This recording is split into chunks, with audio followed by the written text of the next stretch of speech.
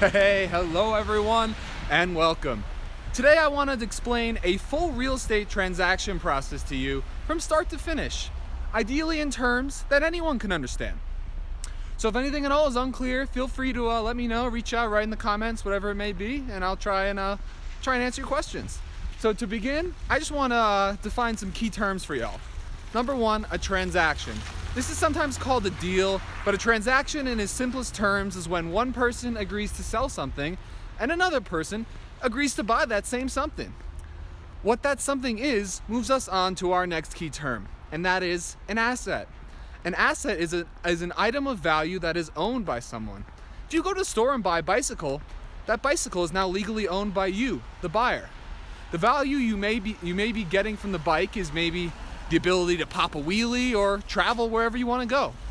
In every transaction, there are two parties.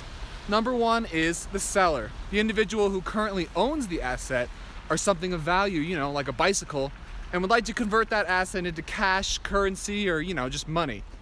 And number two is a buyer, an individual who would like to purchase an asset which they do not currently own.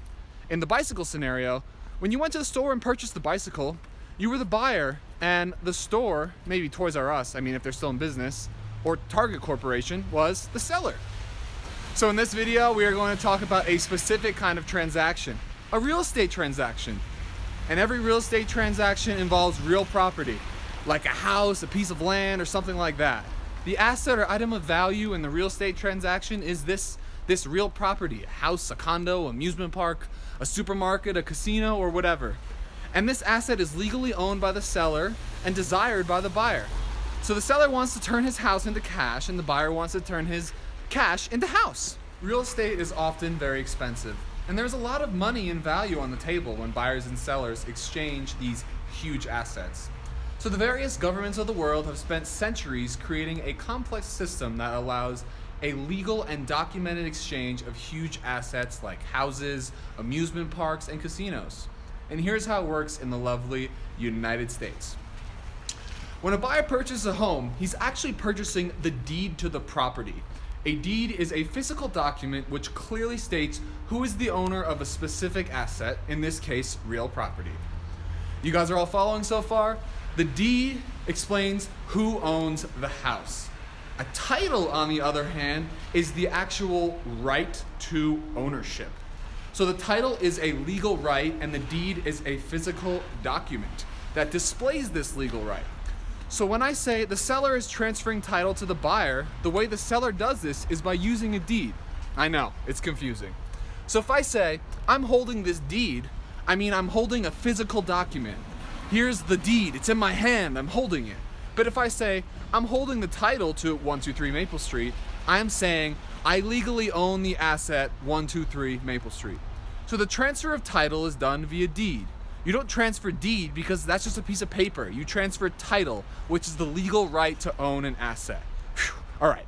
So far, we've got a buyer, a seller, an asset, a transaction, a title, and a deed. I'm running out of fingers here. Oh yeah, but there's still more. The legal act of transfer of title is done using a deed, is not completed by a real estate agent, whose role I'll explain. This work is usually done by an unrelated third party called a title company. And believe me, these guys know the difference between a title and a deed. Most real estate transactions are completed at the title company's office so that they can legally and articulately facilitate the transfer of asset via deed. Now here's where things get even more confusing if you thought it was pretty easy up to this point. 9 out of 10 buyers who are interested in purchasing a home don't have 100% of the cash needed to buy the asset.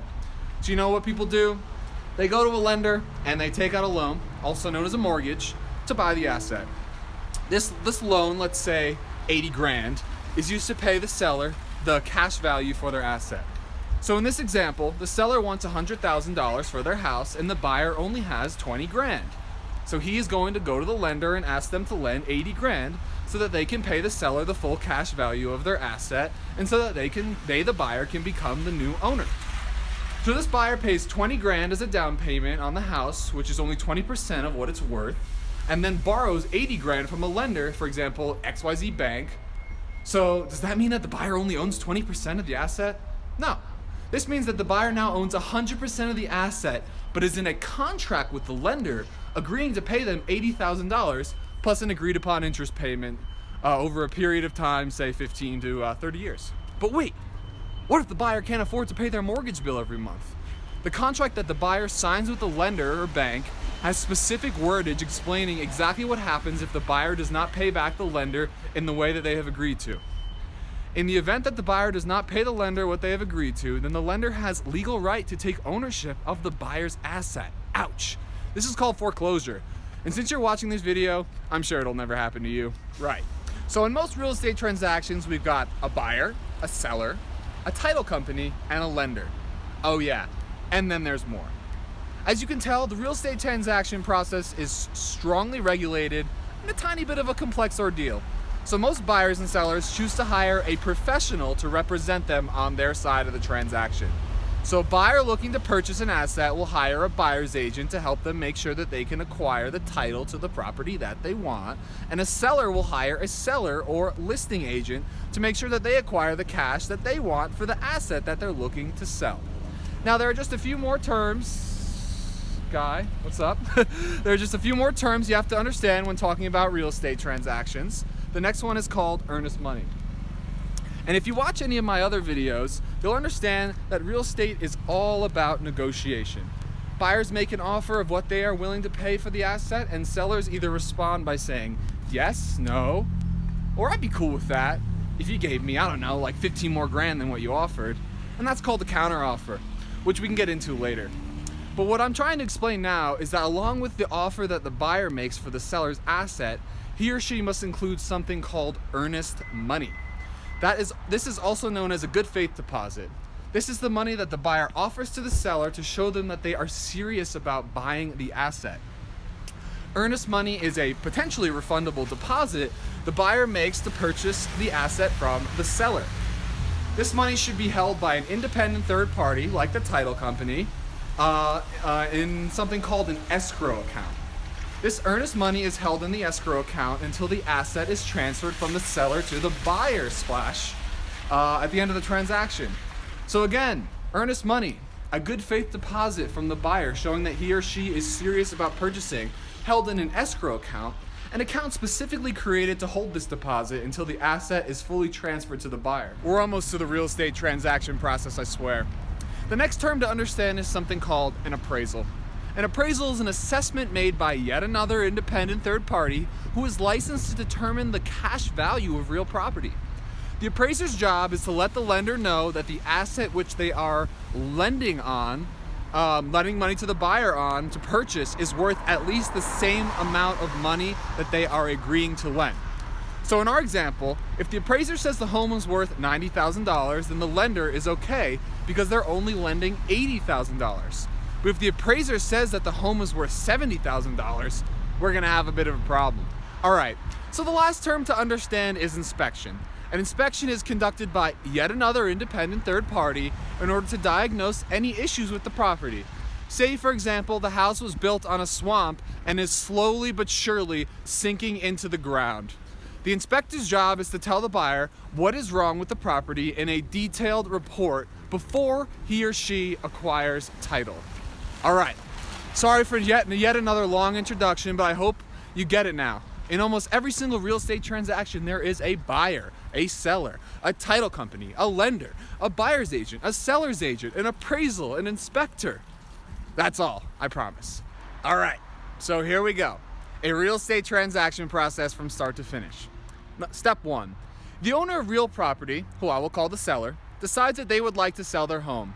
This seller reaches out to a real estate agent who gladly conducts a comparative market analysis on the seller's home. Video coming soon if that is something people would like to know how to do with or without their real estate license. And the seller and their listing agent agree on a price at which they would like to list the home on the market. List meaning display the home for sale at this specific price. The seller signs a listing agreement, which is a contract with the agent, and the home is soon to be for sale on the market. Meanwhile, a person or persons, who I will call the buyer, decides that they would like to purchase a home or some other form of real property. This buyer meets with a separate and equally qualified, hopefully, real estate agent to discuss the right home for them. A competent agent will then refer the buyer to a good lender in order to acquire a pre-qualification letter which states that the lender is okay with lending a certain amount of money to this buyer. If the lender is okay with the specific buyer, then they will issue this pre-qualification letter, and the buyer and their agent can begin shopping for the right home at the right price. So that's exactly what they do. Next, the buyer finds the seller's home and loves it, deciding to make an offer to purchase the home from the seller. The buyer's agent writes up a contract with an offer to purchase the home. This offer includes the price which the buyer is willing to pay, how long an escrow period, or how much time needed to conduct appraisals for lenders and inspections for the buyer, contingency clauses, which for example might be that the buyer is willing to purchase the home so long as, or contingent upon the fact that the home is not sinking into the swamp. And of course, this offer will also include the earnest money. If the inspection comes back and tells the buyer that the home is indeed sinking into the swamp, this contingency clause will not only allow the buyer to pull out of the deal and cancel the contract, it will also allow the buyer to receive their earnest money deposit back in full. How nice is that for the buyer? Most oftentimes, buyers are able to regain their earnest money deposit due to smart contingency clauses. However, keep in mind that the more contingencies a buyer includes in their contract to purchase, the less appealing it is for the seller to accept their offer compared to another offer that is more likely to actually complete the deal. The seller really just wants to choose the buyer who is most likely to actually purchase the home, more important than making a higher price offer. An offer of $1 million on a home listed at 100 is worthless if it is contingent upon the home being capable of traveling at warp speed or the inspector discovering magic pixie dust in the ceiling. Nevertheless, once the offer is written, it is presented to the seller, and this is where it starts to get interesting. The seller can either accept the offer, decline the offer, or present a counteroffer. A counteroffer occurs when a seller does not accept the offer presented by the buyer, but also does not completely decline the offer either. A counteroffer would be, for example, the buyer asks to purchase at $100,000 with 3 weeks to conduct inspection and appraisal, and the seller replies with an offer to sell the home at $120,000 with 2 weeks to conduct inspection and appraisal. This counter is considered a brand new offer, but this time the offer is coming from the seller and going to the buyer, rather than the original offer which went from the buyer to the seller. These offers are non-transferable and are only available to each specific party. So the buyer's offer can't be traded to the seller down the street, and the seller's counteroffer can't be handed to another competing buyer. So finally, one party will hopefully accept an offer, and the first round of negotiations will finalize with a contract being accepted. So now we move on to the second phase of the real estate transaction process, called being under contract, meaning the buyer and seller have agreed to the terms of the deal, and the buyer now has the exclusive right to purchase the home at the specified price under these specified terms agreed upon in the contract. Now that the buyer and seller are under contract, the escrow account is opened and the earnest money deposit is deposited to sit until the contract closes and the asset is transferred from one party to another. It is now the buyer's job to hire an inspector to come out and inspect the property to make sure that everything is in good shape and the swamp in the backyard is just there for fun.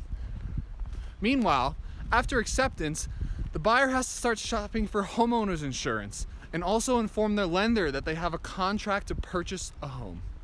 The lender and the buyer have to then organize with the seller and their agent a time for the appraiser to come and conduct his or her appraisal. While this is going on, it is the duty of the seller to provide the buyer with a seller's property disclosure stating anything obviously wrong with the property and make sure that the inspection is conducted in a timely manner which is agreed upon in the contract.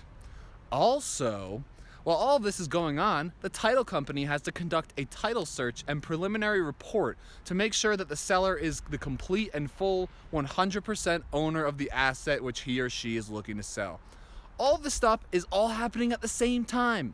After the appraisal is complete, the lender will issue a loan status update to the buyer, and if the appraisal comes back at or above the loan value, the lender will give the buyer the okay, and any conditions or contingencies relating to lending will be satisfied.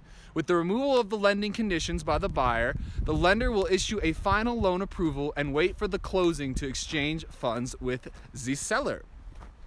Following the inspection, the buyer will have the opportunity, if stated in the contract of course, to cancel if the inspection comes back with serious swamp-like problems. If there are no problems and the buyer is satisfied, the process can move forward. Oftentimes, this inspection condition or contingency is the opportunity for the buyer to begin negotiations a second time. This is the situation where I mentioned the whole, oh, I want $15,000 back for that horrible yellow deck, or you better take that treehouse down before I move in kind of situation. And a lot of time and effort put into this deal. It's usually the best interest of both parties for the seller and the buyer to reach some kind of agreement as far as the issues that appear on the inspection report. If that means the seller needs to take $15,000 off the purchase price to make sure the buyer actually pays up, it's probably a good idea that he does it, or that it happens, depending on the circumstance, of course. Now, assuming that the loan is approved and the conditions are removed and the inspection is done, the buyer is satisfied with the condition of the home, the buyer finds a great home insurance plan, and of course, the title company finalizes the title report, and indeed, the legal owner, or the seller is the indeed legal owner, and all these moving parts, it's crazy, and you can see why it's so important to have professionals working to ensure each and every detail. Finally, the parties can meet up for exchange of funds and transfer of title. The two parties will usually meet at the title office. All legal documents will be signed, title will be transferred via deed, earnest money will be given to the seller in hand, and the seller will receive the cash that they so desperately desire from both the lender and the buyer. And of course, finally, the buyer will receive the keys to their new home. Now, I know that was a lot of stuff, and I kind of ran around a lot there, and I know that there's a lot of details I actually had to leave out for sake of simplicity. But if you never bought a home, or maybe you have, that's your Ethan Shapiro literal walk through the full real estate transaction process. I hope you're all well, staying warm out there, and of course, I look forward to working with you. Let's save the world together.